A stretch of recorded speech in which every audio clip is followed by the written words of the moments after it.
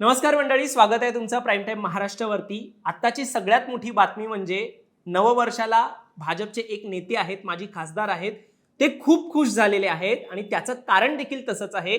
कारण की त्यांच्या मुलाला जे वॉर्ड दिलं होतं, जो प्रभाग दिला होता, त्यामधून त्यांची जवळपास उमेदवारी विजयी अशी निश्चित होऊ लागलेली आहे। आणि त्याचं कारण म्हणजे ठाकरे बंधूंमध्ये युतीमध्ये जिकडे ज्या पक्षाला हा वॉर्ड सोडण्यात आलेला, त्यांच्या नेत्याकडून एक छोटीशी चूक झाली।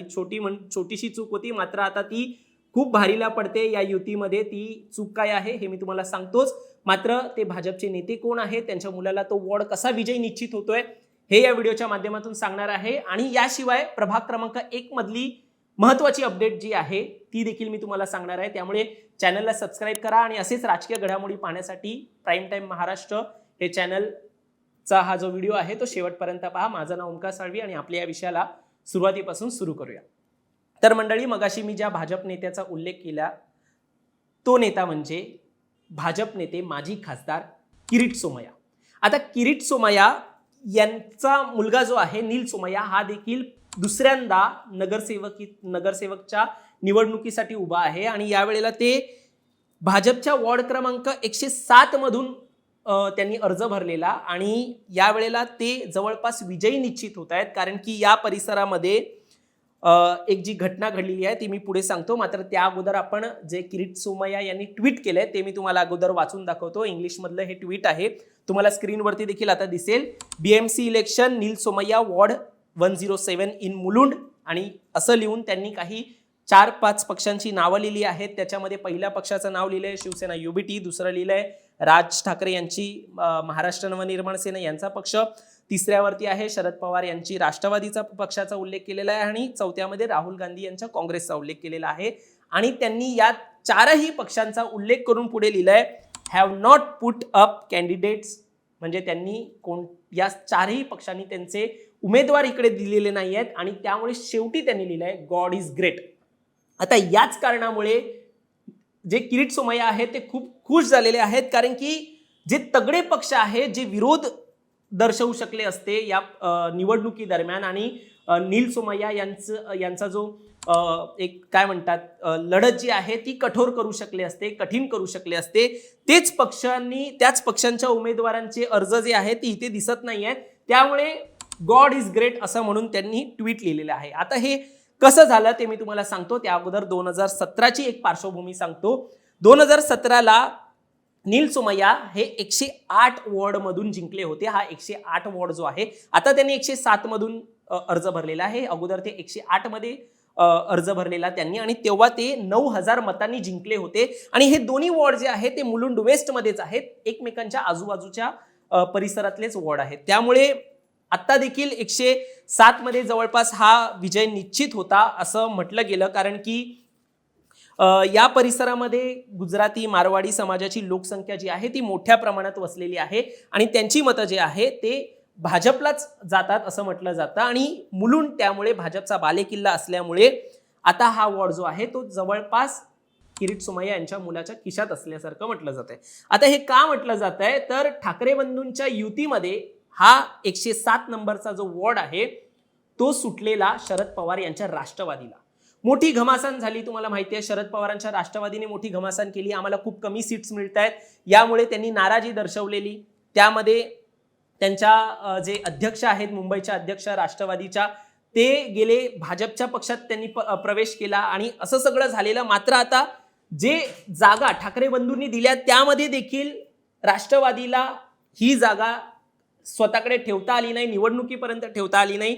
महत्वाचं म्हणजे हंसराज दनानी हे तिकडचे शरद पवार गटाचे उमेदवार होते आणि त्यांनी काय केलं, उमेदवारी अर्जासोबत प्रतिज्ञापत्रच जोडलं नाही। आता हे प्रतिज्ञापत्र जोडलं नसल्याने आयोगाने त्यांचा अर्जच बाद केलेला आहे। महत्वाचं म्हणजे ही जी घटना घडलेली आहे त्यामुळे खूप मोठा इम्पॅक्ट झालेला आहे।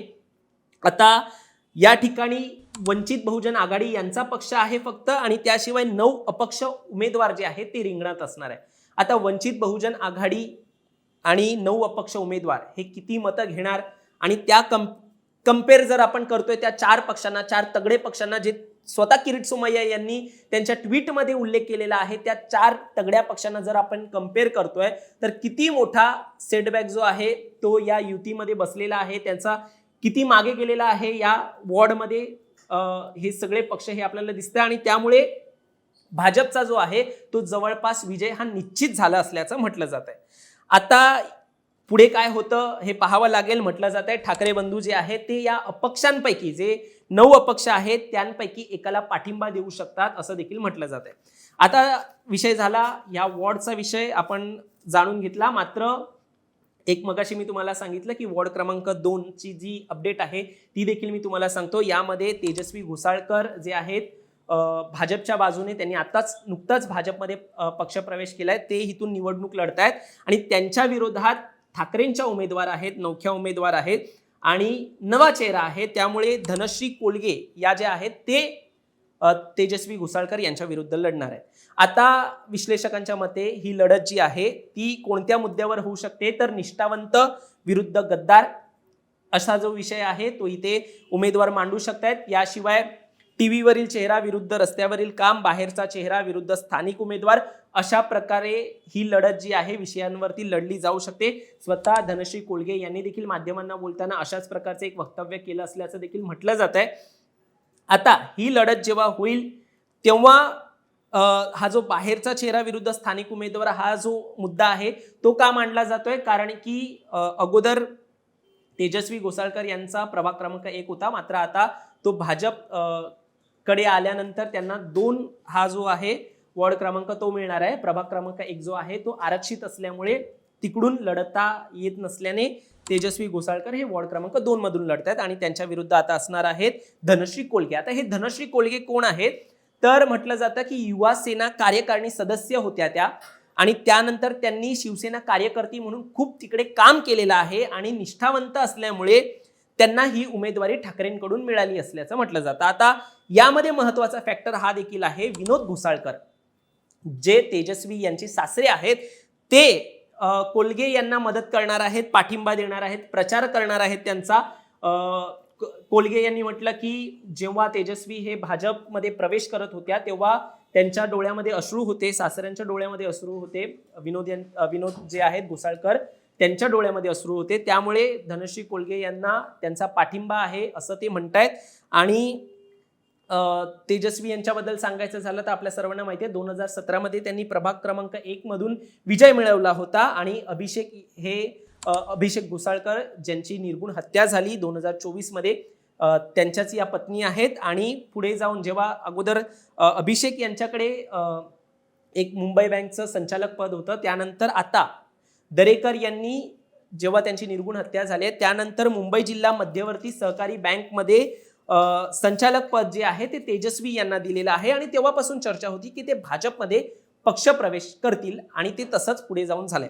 आता अशा प्रकारची जी लढत आहे ती मुंबईमध्ये वेगवेगळ्या अपडेट्स आम्हाला मिळत आहेत.